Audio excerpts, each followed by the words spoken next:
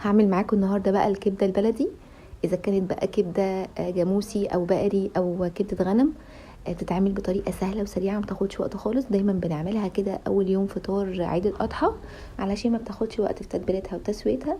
وبجد بعد ما تعملوها بالطريقه دي هتحسوا ان انتوا بقيتوا اساتذه فيها، وكفايه بجد ريحتها في البيت هتحسسكم ان انتوا قاعدين في مطعم بالظبط من ريحتها وجمالها. اول حاجه معايا بقى كده انا جايبه معايا كيلو من الكبده البلدي، مقطعاها شرايح رفيعه خالص كده، ونزلت عليها كده بعصير ليمونتين ومعلقتين خل كبار. وهنزل كمان بقى بالتوابل، احنا مش هنكتر في التوابل خالص، كل اللي احنا هنحط كمون، وهنحط معلقه صغيره من الشطه. اكيد انتم متفقين معايا ان الكبده البلدي من الاكلات الحرشه اللي لازم تبقى سبايسي كده، فلازم تحط لها فلفل حامي وشطه. وهضيف كمان رشه كده من الفلفل الاسود، برضو رشه حلوه كده. ومبدئيا عشان طبعا نسيت اقول لكم، بفكركم ان الكبده البلدي مش بتتغسل تماما، لانها لو اتغسلت هتزفر معانا. فاحنا اول ما بنجيب الكبده بنضيف عليها الليمون ومعلقتين من الخل واي توابل بعد كده بنضيفها. هضيف بقى نص معلقه من الكزبره الناشفه، وهحط بقى رشه كده من الملح. واهم مكون بقى معايا 5 فصوص من الثوم المهروسين كويس جدا، ههرسهم كويس قوي كده. وبقلب بقى التتبيله دي كده كلها مع بعض. حابين بقى تسووها في ساعتها كده، ما بتاخدش وقت خالص وبتستوي وبتبقى خطيره. حابين تغطوها وتحطوها في التلاجة لمده ساعه، برضو بتبقى حلوه جدا، فزي ما تحبوا.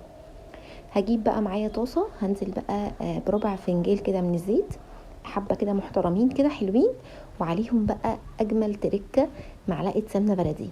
المعلقه دي بتخلي ريحه الكبده في مكان تاني خالص. ريحه الكبده بتبقى خطيره، بس بقى بالسمنه البلدي بتبقى احلى واخطر كمان. ومعايا بقى طبعا هنزل بقى اول حاجه، لو معايا قلوب او كداوي طبعا بقطعها رفيع خالص كده وبتبلهم بنفس تتبيله الكبده، وبنزل بيهم الاول لمده 3 دقايق. اول ما بيستووا بقى اروح منزله الكبده، لانها ما بتاخدش سوا خالص، يا دوبك 5 دقايق وبتكون جاهزه معايا. وبعد كده بقى بقلبها كلها مع بعض، بس اهم حاجه انها تبقى على نار عاليه علشان الكبده ما تنزلش الميه بتاعتها وتنشف معايا. بعد ما خلاص استوت معايا وقلبتها كلها مع بعض، هنزل بقى بفلفل حامي وبقلبها تقليبه وكده. خلاص جاهزه معايا الكبده بقى.